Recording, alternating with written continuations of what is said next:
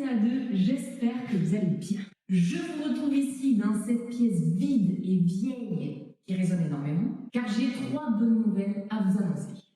La première, c'est que la chaîne a dépassé les 1000 abonnés et pour ça je vous en remercie infiniment. Honnêtement, je ne sais pas comment c'est possible parce que ça fait belle lurette que je n'ai absolument rien posté. Donc merci aux anciens, nouveaux et futurs abonnés. Du coup, et c'est là qu'arrive la deuxième bonne nouvelle. Pour fêter ça, j'ai décidé d'investir dans du nouveau matériel vidéo, histoire de proposer un contenu un peu plus qualitatif. Sauf que là, ça résonne tellement, je ne sais pas si je vais pouvoir faire quelque chose de bien. Et quoi de mieux pour tester ce matériel? Un nouveau projet pour la chaîne. C'est là qu'arrive la troisième bonne nouvelle. Je vais rénover entièrement cette maison.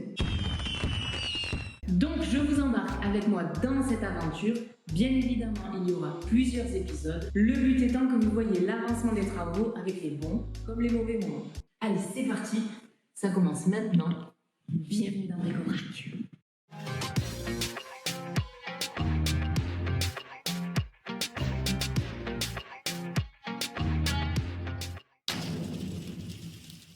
Bon, avant d'attaquer quoi que ce soit, je vais quand même vous faire visiter et on va commencer par l'extérieur. Bon, je vais vous faire la visite avec une belle voix off pour vous soulager un peu de cet écho infernal.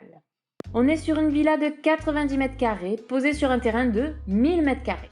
Autant vous dire que ça devient rare de trouver un bien avec autant de jardin. Là, c'est piscinable, voire même constructible. Ça, c'est un point positif pour plus tard. L'année de construction, 1982. Donc là, clairement, on arrive dans la crise de la quarantaine et il est temps de lui faire un bon lifting. On va rentrer, je vais vous montrer l'intérieur. Nous voici dans la pièce principale.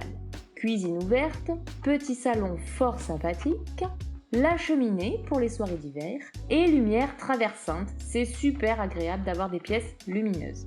On a ici le couloir qui va desservir les WC. Bon, là, rien d'extraordinaire. La salle de bain qui est bien saine. Il n'y a pas de traces de moisissure. Ça, c'est un bon point. Les 3 chambres qui font chacune à peu près 10 mètres carrés. Elles sont baignées de lumière. J'adore. Et là-bas, au fond, le garage qui va être transformé en pièce détente avec une petite buanderie et un WC. Et je vous laisse avec moi-même avec un son complètement pourri. Du coup, au niveau de la transformation, la disposition des pièces ne va pas trop changer.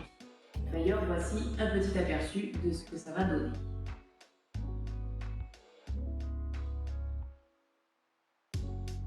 Sauf qu'avant d'en arriver là, il va falloir que je tombe toutes les cloisons. Je vais vous montrer pourquoi. Les cloisons ont pris quelques rides. Par contre, ce qui est bien, c'est que ça a fissuré uniquement sur les cloisons.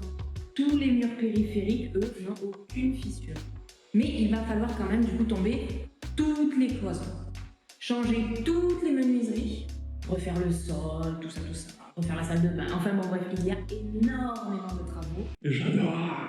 Depuis le début, je suis sûre que vous êtes en train de vous dire que j'ai acheté cette villa.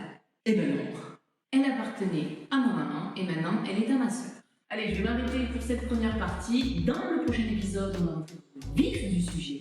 Je ne serai certainement pas régulière dans la sortie des vidéos, donc pour ne rien rater, n'hésitez pas à vous abonner. Je vous souhaite comme d'habitude plein de belles choses, que du bonheur. Prenez soin de vous et à la prochaine.